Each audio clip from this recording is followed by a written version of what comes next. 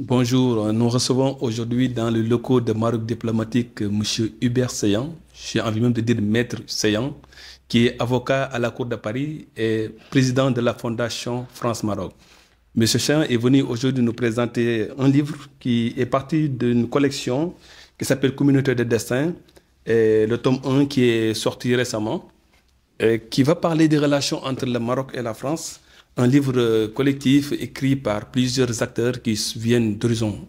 Alors, on a aujourd'hui, quand on parle de réchauffement, de la reprise de la dynamique des relations, il y a la dimension économique aujourd'hui qui prend un peu le pas sur la dimension économique, malgré tout qu'on n'a pas isolé, qu'on n'a pas lâché.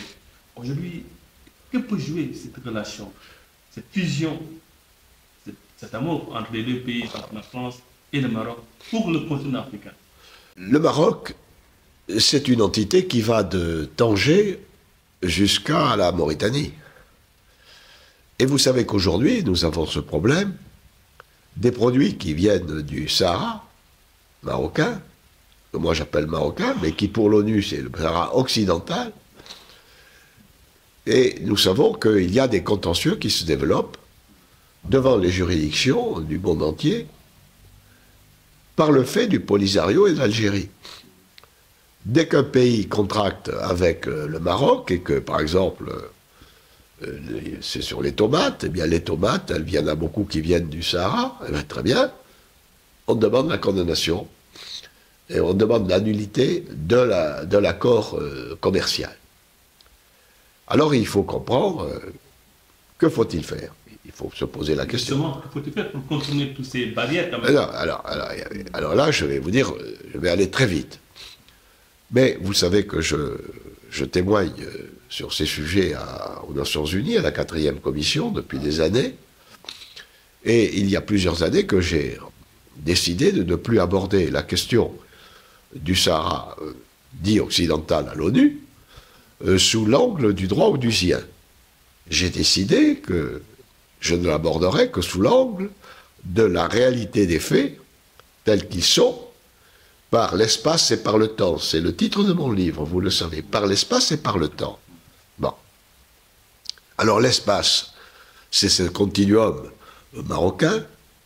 Le temps, c'est effectivement 1500 ans, 1500 ans, voilà, de relation. Alors, dire ainsi que par l'espace et le temps, il est certain que la discussion à l'ONU est étrange et participe du contexte post-colonial des années 60, purement, vous savez très bien ce que je veux dire. Si nous nous attachons à défendre le Maroc sur la base de ces règles qui sont dans ce contexte, nous perdrons. Est-ce qu'il n'y a pas de déphasage? Nous perdrons, c'est un déphasage. Nous ne sommes pas sur le sujet. Alors la position du Maroc, c'est de ne pas, et je l'approuve, la position du Maroc, je l'approuve, c'est de ne pas envoyer des avocats, je suis avocat, vous voyez, je pourrais éventuellement y aller, pour aller contredire le Polisario et l'Algérie. Ce n'est pas notre rôle. Ils sont illégitimes, nous sommes légitimes. Donc ils engagent des procédures illégitimes, mais sur le terrain d'un droit qui leur est favorable.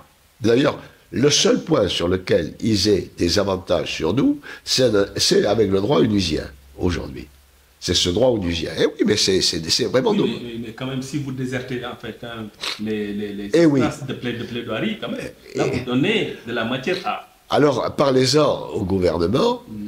Toujours est-il qu'il y a actuellement des contentieux qui se développent devant la Cour de justice européenne, et que le gouvernement n'est pas présent. Mais M. Seyan, comment voyez-vous, comment analysez-vous le désaveu, je prends les guillemets, de la Cour européenne de justice, avec les pays européens qui, immédiatement après cette décision, ont tous réexprimé leur engagement à collaborer avec le Maroc? Eh bien, je vais vous dire, c'est très simple. C'est très simple, ça peut vous étonner, mais le juriste que je suis n'est pas étonné. C'est tout simplement qu'il y a une contradiction des logiques au sein même des institutions européennes. Oui. Il y a, c'est une contradiction. Expliquez-nous un peu les contradictions. Eh bien, les contentieux sont portés devant les juridictions, la juridiction européenne, voilà, et devant les juridictions nationales. Ben, en Angleterre, par exemple, comme l'Angleterre n'est plus en Europe, c'est la Cour de justice anglaise, la haute cour, qui répond quand il y a un contentieux.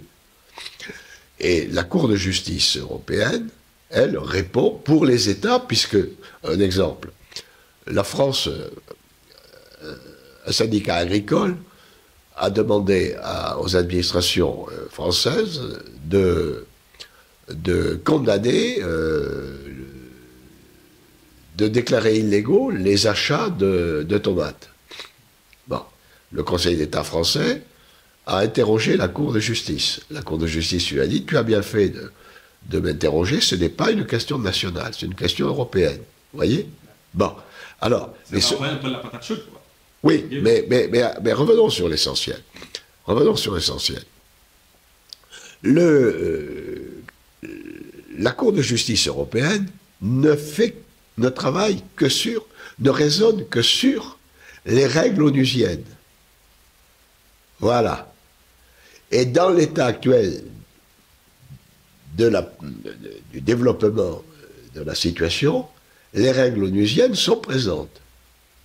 Nous avons un contentieux qui est fondé, ben vous avez le Polisario qui vient en tant que partie, il n'a pas de personnalité juridique, ben, d'accord, mais on l'accepte, ça c'est la jurisprudence, on l'accepte, il vient, il conteste, il dit voilà, ce territoire est distinct du Maroc, comme il est distinct du Maroc, eh bien, le Maroc ne peut pas vendre les produits qui viennent de ce territoire, voilà. Et attendez, et là, le Maroc perd. Mais en même temps, quand la même procédure est engagée devant la Cour de justice anglaise, la Cour de justice anglaise refuse d'appliquer les règles onusiennes. Qu'est-ce qu'elle dit? Elle dit que c'est un acte de souveraineté, les traités. Ce sont des actes de souveraineté qui ne sont pas susceptibles d'être appréciés par la juridiction anglaise.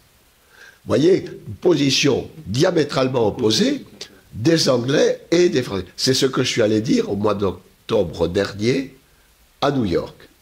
Exactement cela. C'était ma communication. Voilà. Alors, pourquoi le Maroc?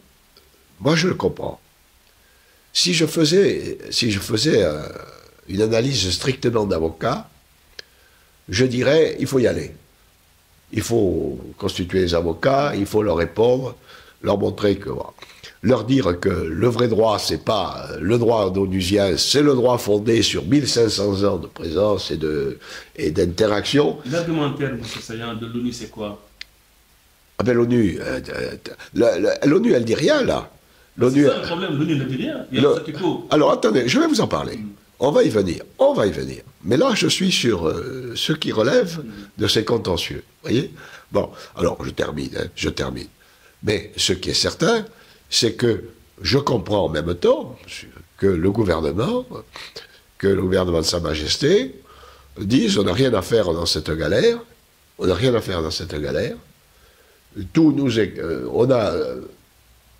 l'action est engagée par un organisme qui est illégitime et qui n'a pas d'existence. Ça, c'est la position du Maroc. Et je la partage. C'est le Polisario. Donc on n'y va pas.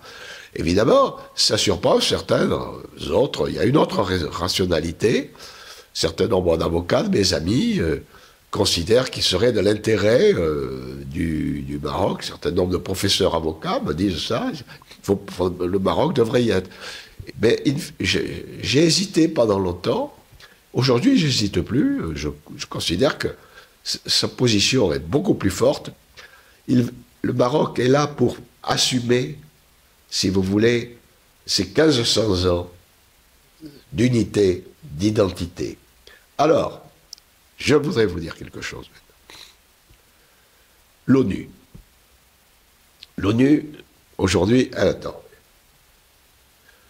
L'Amérique a reconnu la souveraineté. La France a reconnu.